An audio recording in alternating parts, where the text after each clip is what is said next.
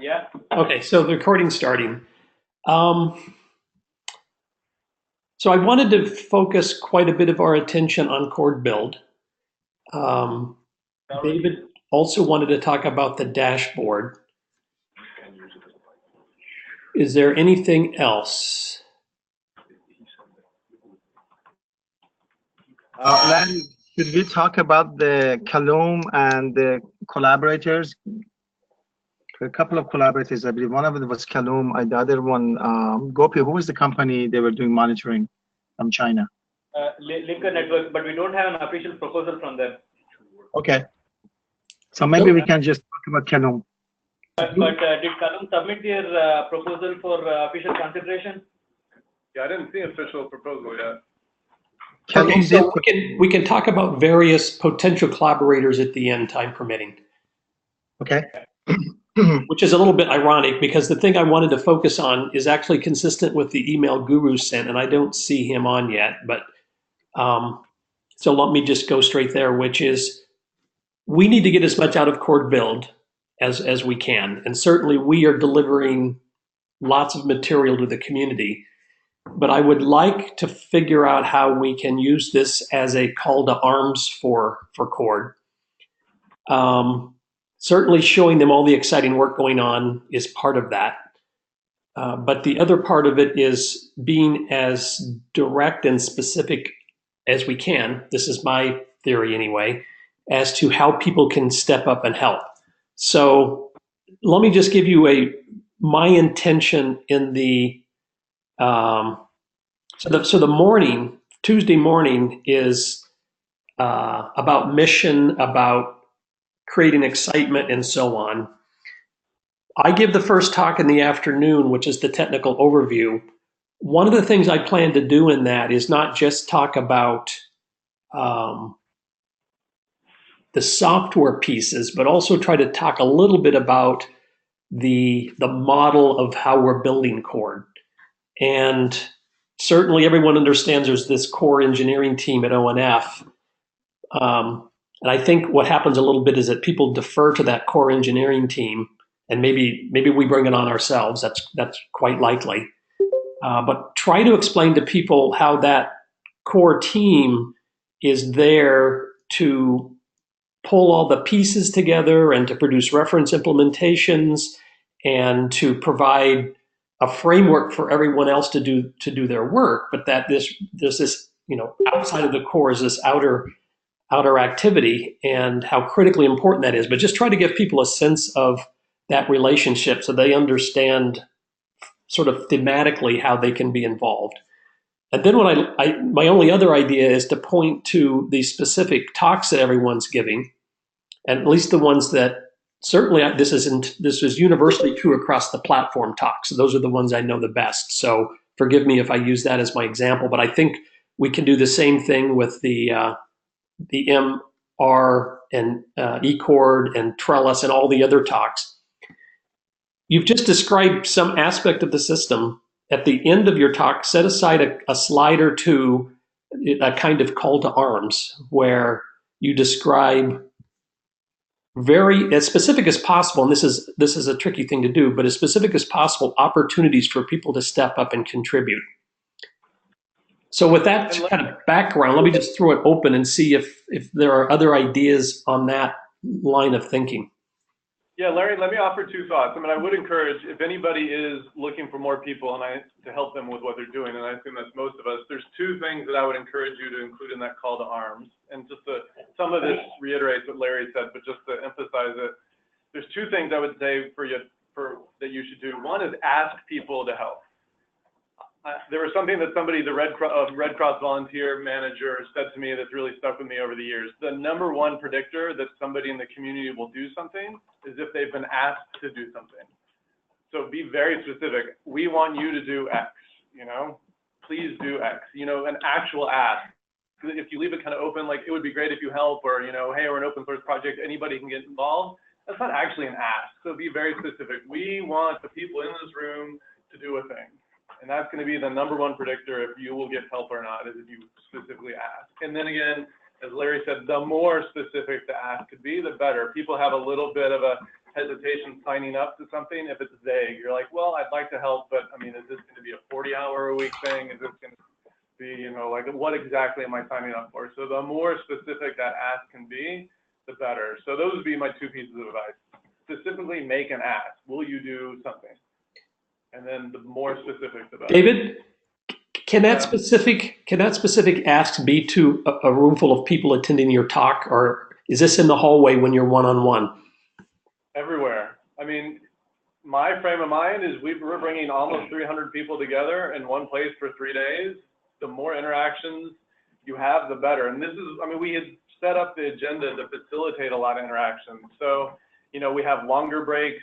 We try to, you know, as much as possible have longer breaks. There's an extended lunch hour. You know, there's 30-minute breaks kind of peppered throughout instead of just quick 15-minute ones. You know, the science fair is going to be another opportunity to have like really one-on-one interactions. We have a reception the first night. You know, it's not just about presenting a bunch of stuff at the event. We did want to facilitate interactions. So I would think the hallway track is just as important as, you know, making an ask in your actual official, you know, formal session. Good. So here's the other thing that strikes me is there is so much to do, and Cord is a complicated system. It really is hard for people to understand how to get started. Here is one other idea that I have, which is the theme of our current release is Satisfying Cactus, that's onboard services, and we're certainly focusing right now on the eCord and mCord and our Cord services, which we've had there on the side, and we're trying to bring them all together. But I would, you know, if someone was just looking to get started, the way I would really advise them is say, pick an open source cloud service, Cassandra. I don't care what it is. You could list several examples. Go onboard that into Cord so that when Cord comes up, it can come up with a NoSQL database. It can come up with, you know, there's a nice list of starter services that are already out there. It's just a matter of onboarding them. So that would be a kind of a theme I'm going to try to pull through the whole meeting if we can. That's all onboard services. And then once you do that, you'll figure out how onboarding the service could be better. And you'll figure out how the build could be better. And you can figure out all these other things that could be better. And that will just lead to the next thing.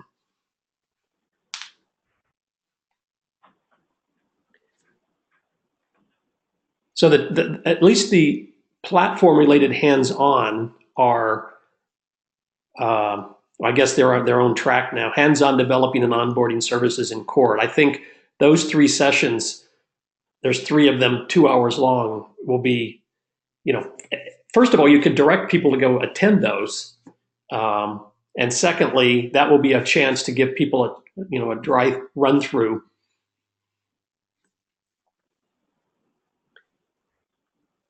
Are there other things people can think of doing?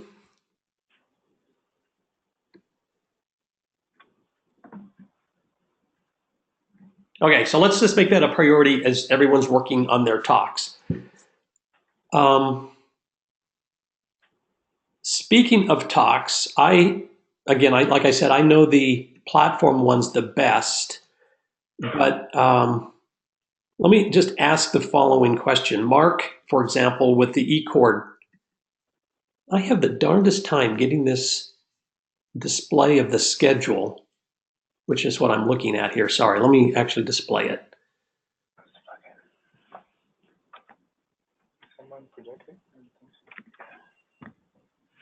Can you see it? We are not projecting yet. That's fine. All I'm doing is looking at the Cord build schedule, so it's not a big deal. Pull it up. I need an adapter. What's the question, Larry? Well, so let's just start with eCord. What is it that can you describe what's going to happen in the eCord track? How you're approaching it? So we had a morning session and an afternoon session. I'm going by memory here. First hour or so, I think me and Andrea are planned to go up and explain the project, the services, the design, the kind of data points that we can demonstrate, the roadmap. The second hour, and that's something we still need to start working on. We were planning on doing something more hands-on, a kind of deploy eCord and get a service onboarded and get it up and running. on stage during 1 hour. So that the detail I don't have because we haven't really worked on it yet.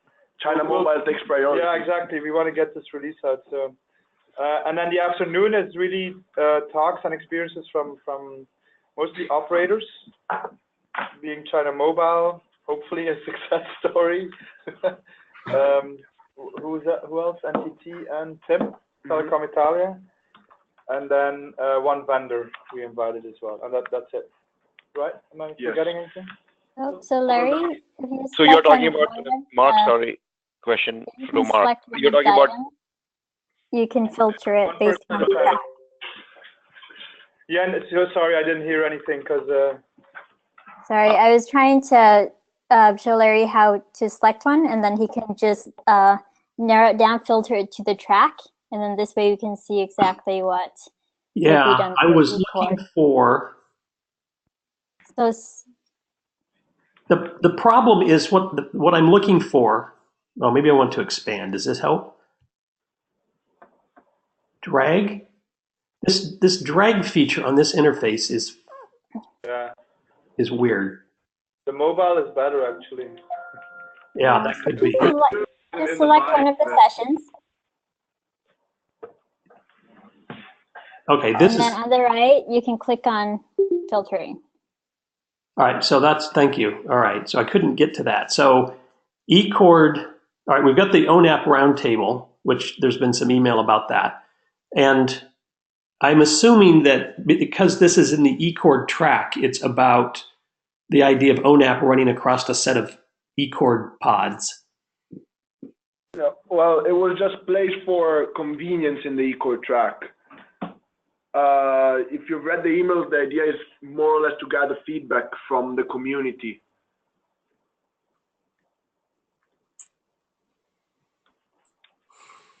Yeah, this is a tough nut because ONAP is obviously a big complicated system with lots of moving parts. Providing some guidance on how to think about ONAP and Cord coming together, and I like the eCord use case. It's a nice one.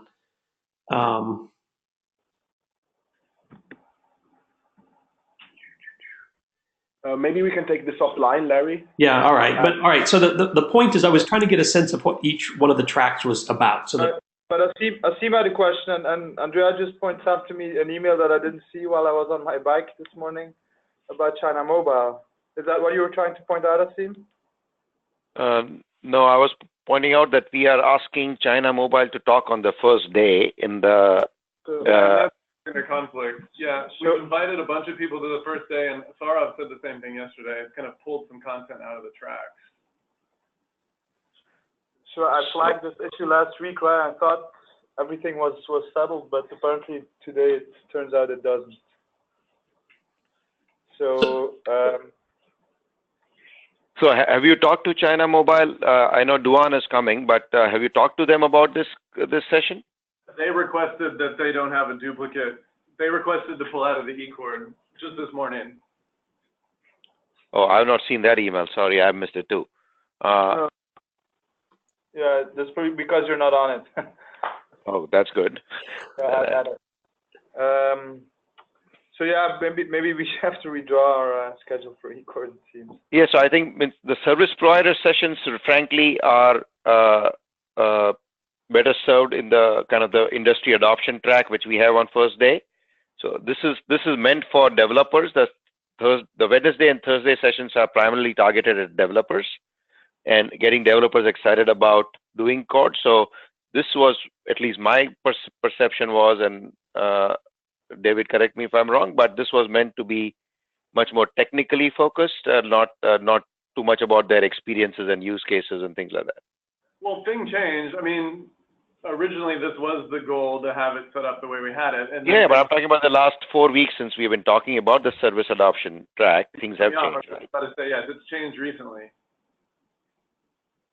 But anyway, we can resolve it. I mean, I think, that's kind of one of the fallouts of kind of the change we made to the first day. well, this is why we're doing what we're doing. So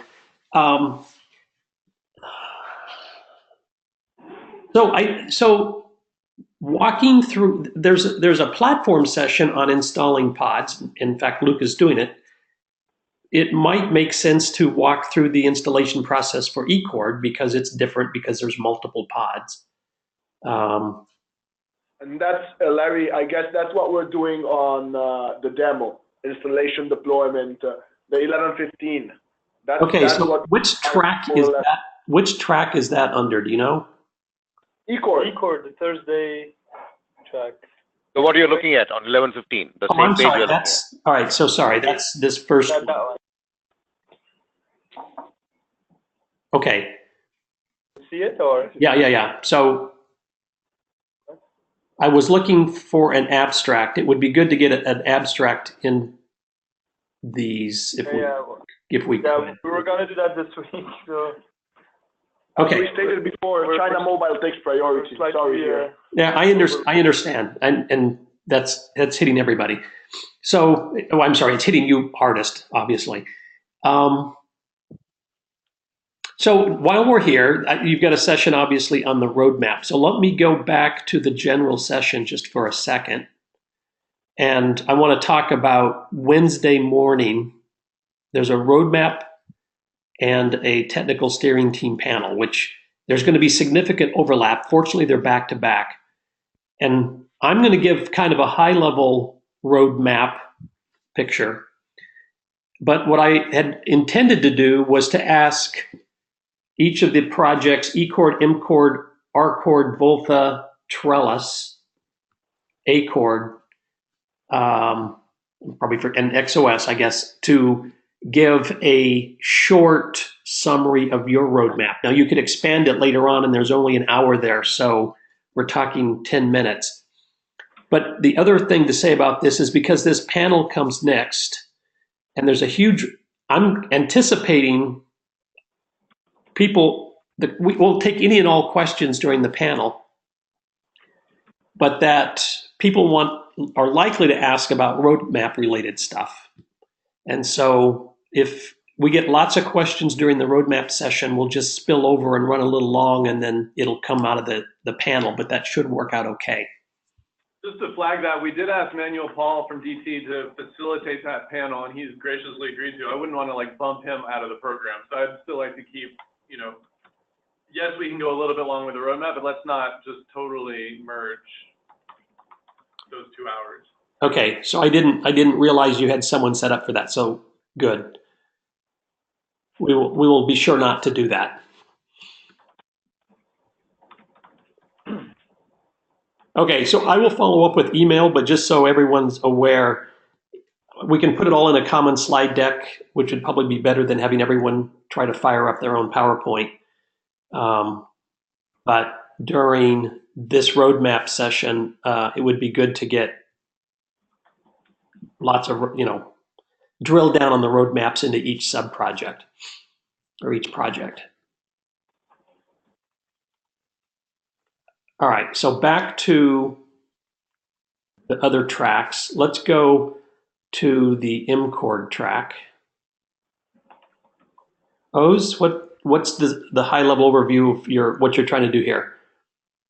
On Wednesday, it is an introduction of the platform and the roadmap and the specific important components that make a significant part of mCord. So the evolution of the peripherals in the form of XRAN and Cloud RAN, and also the importance of network slicing. And then on Thursday, the half of the day is spent on the specific services that we are introducing as part of the next Cord release, which is the open source EPC. And the first component is a technical deep dive followed by a hands-on tutorial of the individual components of the service. And then we have a hands-on tutorial on how mCord connectivity works. That is how eNodeBs are connected, how they are interfaced with the open source EPC and whatnot. And the last part is is an overall demo of installation deployment of an M-Cord pod. Okay, nice. So when you say hands-on tutorial, is that in the room where you've got 20 people and it literally is hands-on? Yes, that's exactly how I envisioned it. And what would they be working? What would be the platform they're working on? We would probably for that we would probably have a remote M-Cord pod already up and running, and then they would work on that. The open source EPC hands-on tutorial doesn't necessarily need work on M-Cord, so they would be the individual components, and we would go deep dive into the individual specific services and how they're constructed, and how one can pick, for example, an MME and change it to their own needs. Okay. The M-Cord connectivity would require a remote access to an M-Cord pod.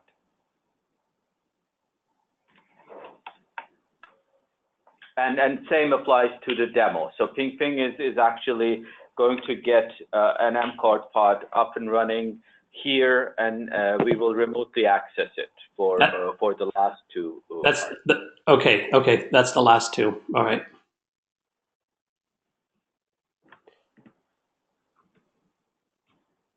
All right. Sounds good. Cord. So there is no Volta. So this includes Volta, right? Yeah. So who is owning this one? Okay, Sean and Surav. So I'm preparing this track. So we start off with an introduction to Cord in Volta, hand it off to Sergio to talk about Volta architecture, and then Tom Anschutz to talk about areas in which Cord can improve, including doing more things in hardware. And then on Wednesday, we're talking about the Edge Core OLT, the white box OLT, and the adapter that we've written for it together with Radisys and using Broadcom's APIs. And then to give a little bit of a flavor of other adapters in Volta for other vendor equipment, there's Qubit. That'll talk about its micro OLT. There's Calyx that will talk about their FPGA based OLT and how they've integrated into Volta. And then Sean will cap things off with talking about a Volta roadmap 2.0. So it makes complete sense that each one of these tracks has its own roadmap session. What should we do with the global session? Should I try to keep it at an umbrella level? I think that makes sense, and then you could reference, if you're interested in the deeper dive, go to the track, and they'll have a more in-depth roadmap. Well, it's going to be hard to fill an hour with an umbrella. We can make a really big umbrella. An overview of the individual tracks, like you first suggested. That might be okay. It could be a roadmap for the build, as opposed to roadmap for Cord. It's ambiguous. Yeah, that makes sense. Explain what each track is, what people will get out of it. So here would be my, I think that would be fine. Here would be my ask for everybody, which is, could you each track lead, which pretty well maps onto subsystems, send me the 3 or 4 punchy bullets that you really want people to take away as to where that subsystem is, where it is going. Whether it's theme onboarding services or open source or whatever it is. Quite often, I find roadmaps to be at such I mean, there's value in it, obviously, and at a detailed level. but you feel left out because, oh, look at all those 18 bullets they've got. They've already figured that out. But if you can give people a sense of where things are going, I think that can be very helpful. So if I could get that from everyone, I can work that into the roadmap and then point to the sessions that will drill deeper. And I'll come bug you for it. So, okay, so the R-Cord one looks good. Trellis. Yeah, so with Trellis, I start off by giving an introduction. Broadcom comes over and talks about OFDPA. Cord comes and talks about the bare metal switches, and then in the afternoon we have Sienna talking about how they use it, what they've contributed to it. We have Cavium come in and talk about how they have their X-Client switches that are now Trellis ready. Then we have a talk from Carmelo to talk about what we want to do with P4 and integrate that into Trellis. And finally, we have Charles giving a hands-on tutorial on doing things Trellis. And so hands-on tutorial again, they're going to walk through, have access to what? Well, it's completely software-based. So you can emulate the hardware switches with software switches in Mininet. So okay. So we're going to prepare people to have the basic setup, or maybe we will decide to hand out USB sticks or something. I'm not sure we've decided on that. But after that, Charles is going to walk through a bunch of, bringing it up, debugging it, understanding what's going on, things like that. Okay. Okay, industry adoption. Asim, that's you, I'm guessing. That's me, correct. Mm-hmm. So this is pretty straightforward. We've got a bunch of half-hour, 45-minute. Yeah, 20, 30-minute talks by everyone. And the last one is a panel discussion where we are inviting Redisys, Argela, Netsia, NEC, and Telefonica, and I'm hoping one more service provider to talk about the opportunities around Cord, right? From the business perspective. Good. Is there anything that we need to do here or in the more developer focus that ties them together better, cross-referencing? I think the business opportunities panel will surely talk about rallying, kind of the call to action would be to the vendors to commercialize parts of Cord, given the excitement shown by the service providers before them and what the panelists would say. What I don't think the others would, unless they bring out their own ecosystem. So the China Cord Alliance and certification thing at 3:15 will talk about the Cord ecosystem in China. That's good. That would be good. That will be very good, right? So, and in fact, that is being co-presented with China Unicom and H3C and one more company that is base cells, right? So they are the three people who are coming from the China Cord Alliance to talk about it. Okay. So in that sense, it's already kind of forward pointing to what our intent is, but if there's a specific thing we need to feed them, I'm happy to. Yeah, I can't think of anything specific, but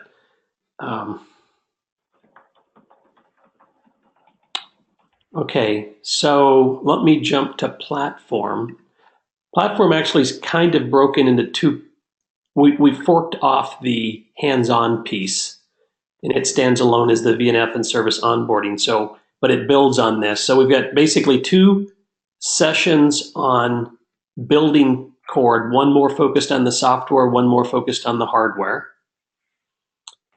Then we have 2 sessions on service onboarding, one focused on the modeling aspect and one focused on synchronizers.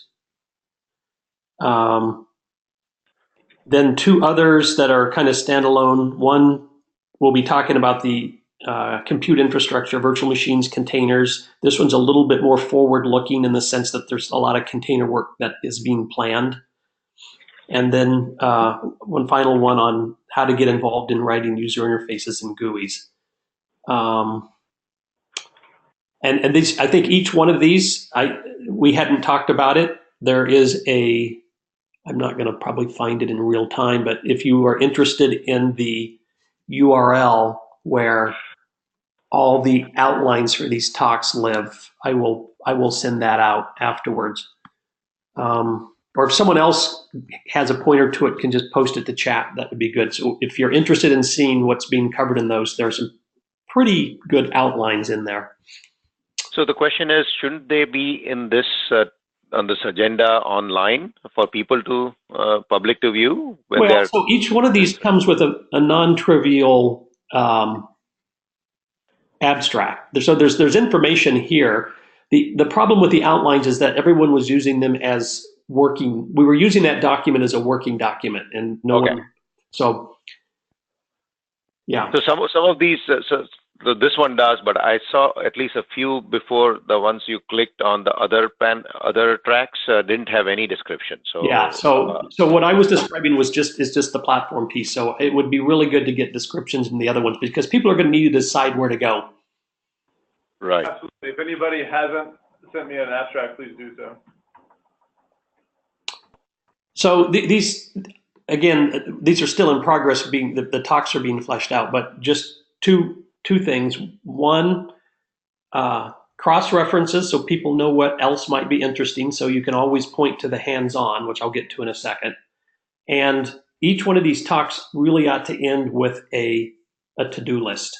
And like we were talking, David said, be specific, be direct.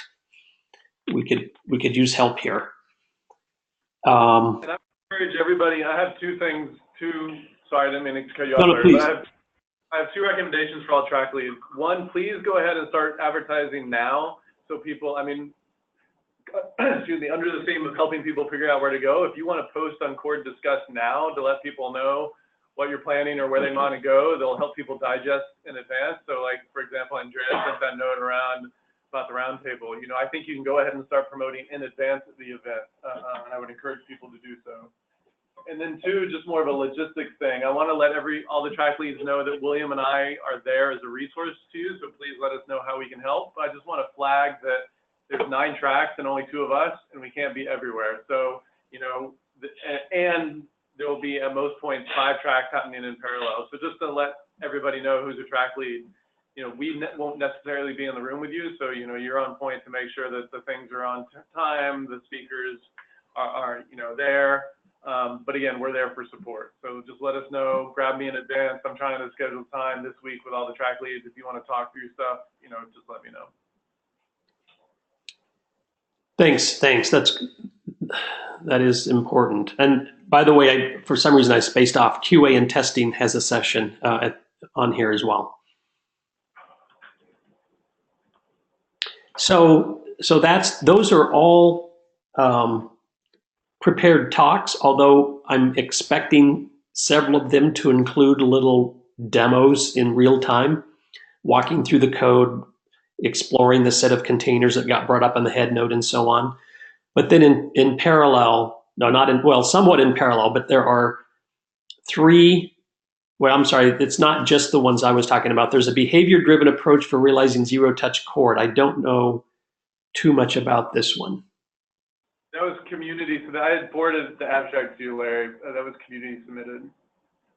Okay, but it's a little bit confusing here, and this would be a great one to go ahead and advertise. I'll send something out on, or maybe Andy, since you're kind of pulling it together, on to the Cord mailing list. But it's repeating the same session 3 times over. Each one of them 2 hours, so 3 to 5 on Wednesday, 10 to noon on Thursday, and then 2 to 4 on Thursday. And it got split because there was a break in the middle. So, is there an abstract in here? Yeah. So they're going to be identical. Find one that has room for you. And if it turns out we have to seat 2 people per access, we'll do that. But the plan is to give everyone a virtual pod and have them go through the steps to bring up a VNF as a service. Larry, when you say 2 people from access, meaning also the different ERM or not? No, I'm sorry. When I said the word access, I just meant that in a pinch, we only have so many. We expect to have only so many cord in a boxes available. 20 virtual pods. Therefore, we could take 20 people. If there happen to be more than that, we could set 2 people per virtual pod. That was all I was talking about. This will be cord in a box R cord. So in terms of what they get walked through, hopefully it applies more generally, but that's what the example is going to be. I think the example we're going to do is not really related to Arcord. It's a general service. That's right. It's a general service. And I think it would, from my point of view, it would be great if, independent of what company you work for and what their agenda is and how many white box OLTs they're trying to sell, that just as a developer who is interested in the idea of Cord, if you could walk away from Cord Build saying, oh, it's not really that much work. I could pick up a VNF because there's 100 of them out there. They're just VM images or container images. And I see now the steps I need to take to onboard it, and I can contribute it back into Cord. That would be a huge step forward. And that's going to be the message I will have in one of my intro talks.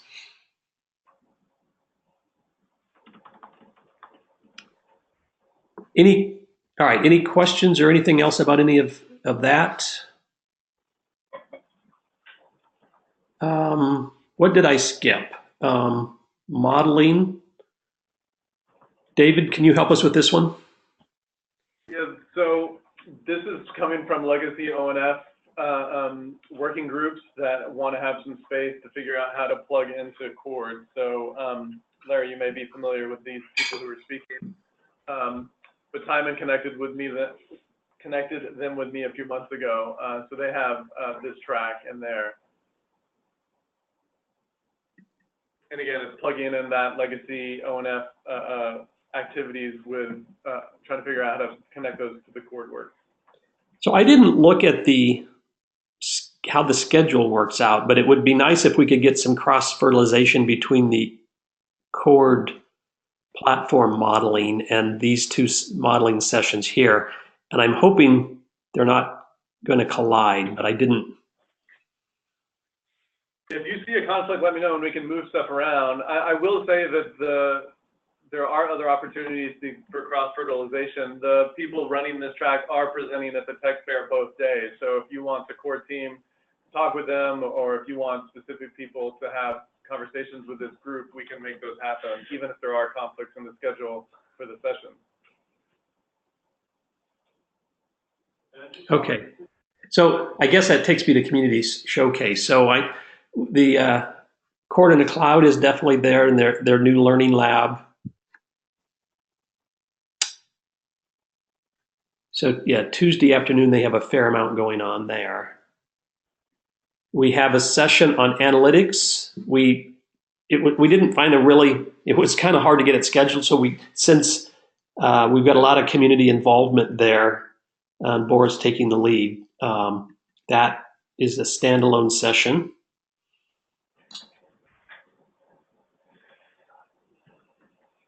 Yeah, and for background on these, we had sent an open call to the communities to submit proposals, and that's what these are. So it's kind of a bit of a grab bag. Who's doing this one? Could be interesting. Oh, it's the usual suspects.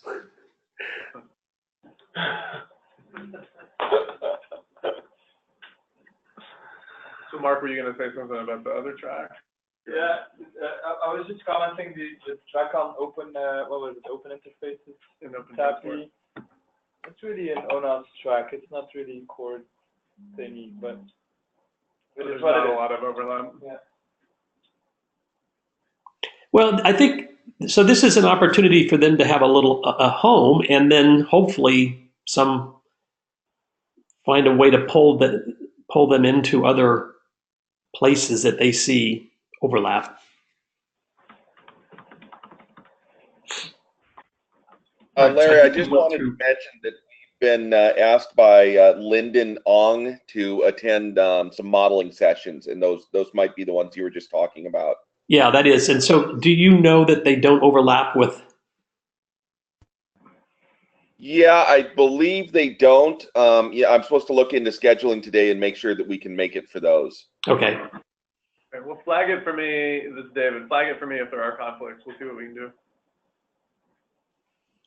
Okay, so I was going to bring up this topic, and then it was on the bottom of my screen. It's actually scheduled, which is Brigade Showcase. David, can you help us with that one? Sure. So again, this is going back to the conversation we had at the very beginning. Like, how do we get more asks in front of the community? So this is explicitly set up for each brigade to get up there and ask the community to do a thing. So for the people who are at ONOS Build, you would have seen this. It was an hour long where you have a series of lightning style talks where a brigade lead comes up and says, hey, this is what we're doing. If this is how you want to, if this is something you're interested in, this is how you can get involved. So we're going to structure the same thing for this. This will include the active Cord brigades as well as any new brigades we want to quote unquote launch there. So the only one that we so far are planning to launch would be an ONAP E-Cord integration brigade that Gopi will be speaking to. But there is space, we could do others if there are others we want to launch. And this is not the only, I don't want to make this seem like the end all be all. The whole event is structured as a recruiting event, not just this one slot, but this is a slot that we can take advantage of. So my only thought on the brigade is, it strikes me that as much as a brigade is a good thing, and it's a way to get the community organized around something that needs to be done, it also can be a hurdle to clear. And what I mean by that is it's never clear to me whether you want to work on containerizing OpenStack. I'll use that as an example. Do we need a brigade, or is just one or two volunteers stepping up and saying, I want to do that enough? And we sometimes get wrapped around the process. And the way I would argue it is, if you see something you want to do, just step up and do it. Brigades are there as a mechanism to try to help recruit others to join you, which you may or may not be interested in. But don't let that stop you from contributing.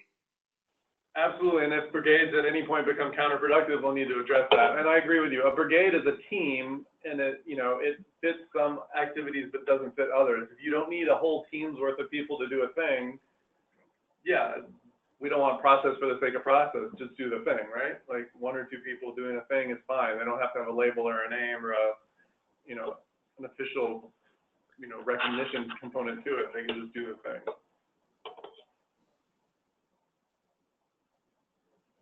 So, good. We've taken up most of the time. I want to get to the dashboard. Is there any, hopefully everyone now has a sense of what we're trying to do across the entirety of the Cord build. Look for opportunities to point people to other relevant sessions and tracks.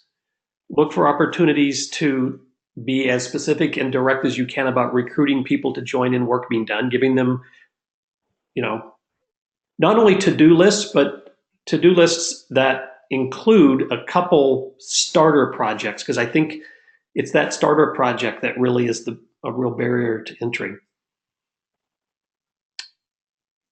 Just before we go to the next topic, David, is it possible to have on on the web page, the different tracks listed. Right now they are listed by rooms, which are not very intuitive, right? Is it possible to have that like the one which we could filter on after we select a particular thing and you say filter by type? So if you go, sure what the question is, but there are different ways to filter the schedule. If you go, there's a schedule. no, so if you, the default schedule, when it comes up with the view, the grid view, it shows no tracks listed anywhere unless you know what you're looking for. What are these different colors? Don't mean anything to people, right? At this point. So the default is that. Yeah, so I'm back at the main schedule page without any filters applied. And this is the trouble. I was looking for that filter thing and I can't find it because it's not there. That is true. So there are different views. If we're talking about which set is the default, this was not the original default. If you go up, Larry, to the top and do simple, that was the default before. Guru requested that we switch to this as the default. So I'm sorry. So where is the other way of doing the schedule? There's a drop. See where the schedule has a little arrow next to it? That's a drop down. See where schedule. Oh, got it. Right. If you go to simple. Sorry. And if people have one preference versus I mean, I think there's advantages and disadvantages to both. Guru requested that we do the other. I mean, I'm agnostic. No, but I like the grid view, but instead of labeling them by rooms, can we label them by tracks? Is the question I was asking. The grid view. I'm asking. Everything that we can do is Sched, but I can take a look into it. It's not consistent though. We've got more tracks than we have rooms. So there's overlap. So part of the time the main hall is the session, general session, and sometimes it's the platform track. So that's rooms and tracks aren't one-to-one. Yeah, but when I'm deciding to go, I don't care which room it is in. I care which track I want to go attend, right? So that's what I was wondering. Yeah, I don't. Yeah. So this yeah. Now I understand. The cafeteria and whatever taking up the first column is annoying because that's the break column, right? So if you go back to the view, which is the default view, the expanded or the grid view, or whatever it was called. Yeah, the cafeteria and the kiosks taking the first column, the most unuseful column in deciding where to go, right? Is what I was. And then you got stuff that's slid off the other side you can't see because you can't get the drag. Right. That's what I'm saying. So if we can just label the top to left to right by tracks and the tracks, then it will be easier, is my guess. But I understand that this tool might have restrictions, so I'm just giving David a heads up if he can find it, a way around it. So we can go to the next topic. I don't want to take too much time. Okay. All right. So yeah, I can. Knowing how to get to other schedules is key. And there is some value in the simple schedule for a reason, I think. Okay, let's go to the other topic, which is the dashboard. And David, I can make you presenter, presumably. Or you can just pull it up. I mean, either way, I am logged in, but. Oh, can you remind me what the URL is? Yeah, it's cord.st.ia. Cord. Oh, there it is. And I didn't want to go into this in any detail today. It was more just letting everybody know that it's there. And I do think a more detailed discussion is worthwhile later once everybody's familiar with what's here, what it can do for us, maybe where things are missing that we want to fill in.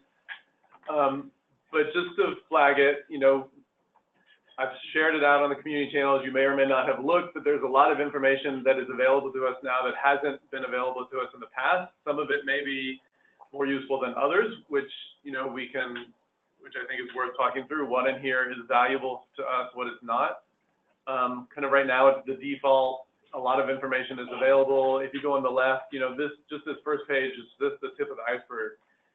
You can go down to any of the individual tools, and there's all different reports as well. So there's a ton of information in here. Again, just flagging that it's here for now. I would encourage everybody to poke around because I do think having more visibility will give us more options. Again, some of it may be more useful than others, but for the useful information in here, you know, what do we want to do with it is basically my question to the group. You know, I think there's a lot we could do.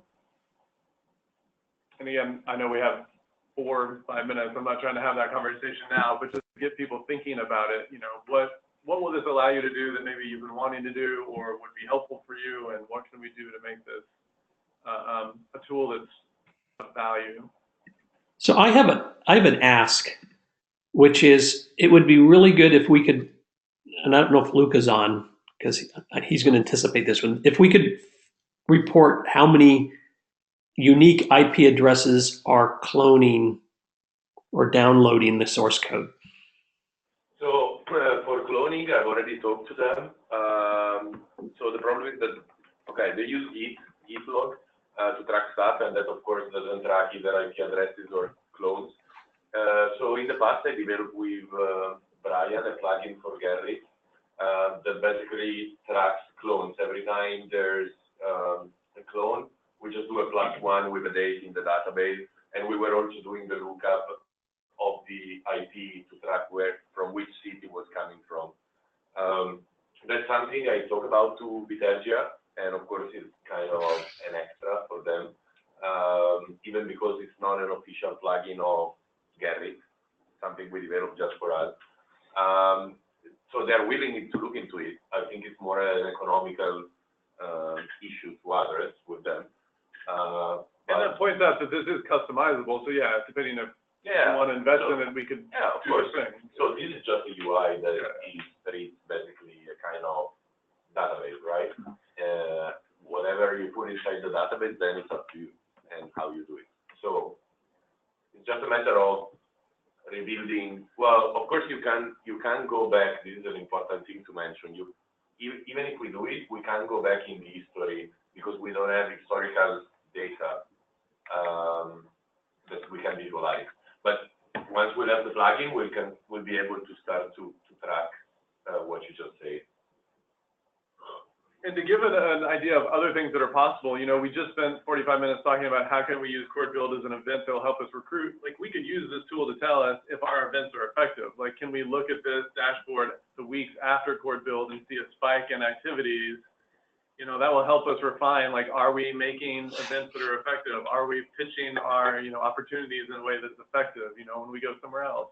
So I think, at least from my point of view as somebody who's running an event, that's how I would want to use this dashboard. Although I'd like to see a sustained spike as opposed to just, you know, a 2-week spike, right? It's not just, are you interested 2 weeks after the conference? Are you still interested 6 months after the conference? But there's more events, right, David? There's a release, and you know, there's different demos or data points that will hopefully lead to spikes. If it's sustained, then we're not doing a good job of generating, you know, marketing messages. And this also speaks to something else Larry said. Are we providing on-ramps that are accessible to people? Are the initial tasks simple enough for people to kind of get their head around and do the thing? You know, I think we can see, my assumption is there'll be all sorts of roadblocks that are currently in the community that this will shed visibility on. Like, maybe that first step into the community is just too high a bar for people, and we really need to invest more in kind of more simple on-ramps. Or maybe this will show other blockers that we're just not seeing right now.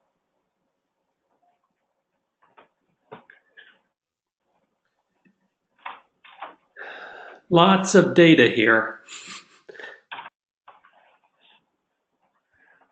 So again, at some point, it's probably worth having a longer discussion, but my only ask now is for people to take a look and poke around and get familiar with it. Yeah. Okay. Is there anything else? I posted something really quickly in the chat. Just hopefully, I'd like to get TST sign off on giving myself and Kim from the Volta project permission to tag the control plane apps, the ONUS apps section of the repo temporarily, if not permanently, but we'll go for temporarily now, so that we can tag some releases required for Volta. I've given Luca kind of a set of apps that we need permissions to access. It's like AAA, DHCP, L2 Relay, the ones that Volta cares about. But before we go do it, just want to make sure, as Luca says, we're all on the same page and see if it's okay from a TST point of view, if we can get permission to do this.